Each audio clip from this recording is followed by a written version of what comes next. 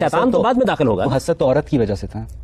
یہ بھی ایک واقعہ بیان کیا جاتا ہے، لیکن قرآن مجید تو اس کو بالکل دوسرے طریقے سے بیان کرتا ہے. وہ یہ کہتا ہے کہ دونوں نے قربانی پیش کی، دونوں کی قربانی اللہ کے حضور میں جب پیش ہوئی تو اللہ نے ایک کی قربانی کو قبول کر لیا، کیونکہ اس زمانے میں اللہ کا طریقہ یہ تھا کہ قربانی کی قبولیت یا عبادت کی قبولیت بتا دی جاتی تھی. تو جیسے یہ بتایا گیا تو فوراً بعد وہ اشتعال میں آ گیا، اور اشتعال میں آ کے ایک دن اس نے منصوبہ بندی کر کے اپنے بھائی کو قتل کر دیا. یہ عورت کا قصہ جو ہے یہ کہانیوں میں ہے، قرآن مجید نے اس کو بیان نہیں کیا. ٹھیک، آپ پوچھیے. سر میرا خیال سے سر اس کے ایک کازیشن جو ہے، اس کے جو پیچھے کیوس ہے، میں نہیں سمجھتا کہ سر میں جو کام کر رہا ہوتا ہوں ڈیلیبریٹلی برا کام میں خود کر رہا ہوتا ہوں. میں نے کبھی فیل نہیں کیا اس کو سر، شیطان یہ جو بیٹا ہے میں سر. تو اس سے حوالے سے آپ کیا کہہ سکتے ہیں؟ بات یہ کہ ابتدا تو آپ ہی کرتے ہیں نا. فلسفیانہ لحاظ سے اگر آپ دیکھیں تو ابتدا تو انسان ہی کرتا ہے، لیکن آپ نے کبھی نہیں دیکھا، آپ نے بارہا دیکھا ہوگا کہ آپ نے غلط کام کرنے کا ارادہ کیا، آپ کے دوستوں میں، آپ کے احباب میں بہت سے آپ پر اثر انداز ہونے شروع ہو گئے. میں تو بار بار توجہ دلا رہا ہوں کہ آپ شیطان کو جناتی میں کیوں تلاش کر رہے ہیں؟ وہ انسانوں میں بھی ہوتے ہیں. یعنی وہ جو خارج کی قوتیں آپ پر اثر انداز ہوتی ہیں، کیا آپ پر کبھی اثر انداز نہیں ہوئی؟ ہم سب پر اثر انداز ہوتی ہیں. پہلا ارادہ ہم کرتے ہیں، جب ہم ارادہ کر لیتے ہیں تو ہمارے گرد و پیش میں انسان پائے جاتے ہیں. یہ دیکھیے انہی انسانوں کے اندر سے بہت سے لوگ ہیں جن کی صحبت ہمیں بالکل غلط راستے پر لے جاتی ہے. تو یہ کیسے آپ فلسفیانہ طور پر کہتے ہیں؟ یہ تجربے اور مشاہدے کے خلاف ہے.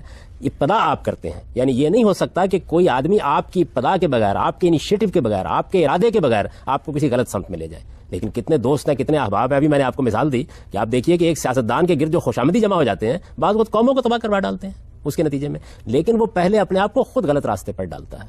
مذہب کو چھوڑ دیجیے آپ، یہ تو عام مشاہدے اور تجربے کی بات ہے کہ انسان بڑا کمزور واقع ہوا ہے. جب وہ اپنے ارادے کو کمزور کر لیتا ہے تو بعض اوقات اس کے دوست اس پر اثر انداز ہوتے ہیں، احباب اثر. اس وقت دیکھیے آپ اپنی نئی نسلوں کا مطالعہ کر کے دیکھیں، ان کے اوپر کیا صرف ان کا باطن اثر انداز ہوتا ہے؟ ان پر ٹیلی ویژن اثر انداز ہو رہا ہے، ان پر ریڈیو اثر انداز ہو رہا ہے، ان پر مواصلات کے ذرائع اثر انداز ہو رہے ہیں، ان کے اوپر بیرونی تہذیب اثر انداز ہو رہی ہے. ہر چیز، میں کسی اچھے اور برے کی پہلو کی بات نہیں کر رہا، اثر انداز ہو رہے ہیں. کہ آپ کا خیال یہ ہے کہ جو میڈیا آپ کے بیڈ روم میں پہنچ گیا ہے وہ اثر انداز نہیں ہو رہا؟ تو اس وجہ سے یہ بات کہ انسان اپنے اندر سے خرابی کی ابتدا کرتا ہے، یہ تو بالکل ٹھیک ہے.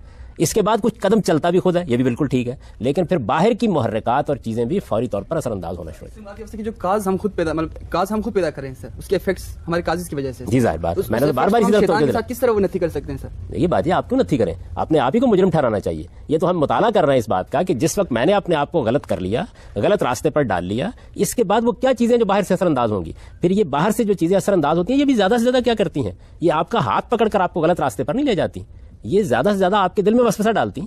یعنی ایک برا دوست کیا کرے گا؟ آپ کو ترغیب دے گا نا، بات کرے گا، دلائل دے گا، قبول تو آپ نے کرنا ہوتا ہے. تو آخر تک انسان ہی کر رہا ہوتا ہے جو کچھ اس نے کرنا ہے. لیکن یہ بات کہ اثر انداز ہوتی ہیں دوسری چیزیں. یعنی میری بات کا یہ مطلب نہیں ہے کہ آپ شیطان پر یا کسی دوست پر ذمہ داری ڈال کے فارغ ہو جائیں. نہیں، ارادہ تو آپ نے کیا، اپنے اختیار کو استعمال کیا، لیکن گرد و پیش کے اندر سے جو چیزیں مؤثر ہو رہی ہیں ان کا آپ کیسے انکار کر سکتے ہیں؟ تو ظاہری بات ہے سر، جو کنسیکوینسز نکل رہے ہیں سر، اس کے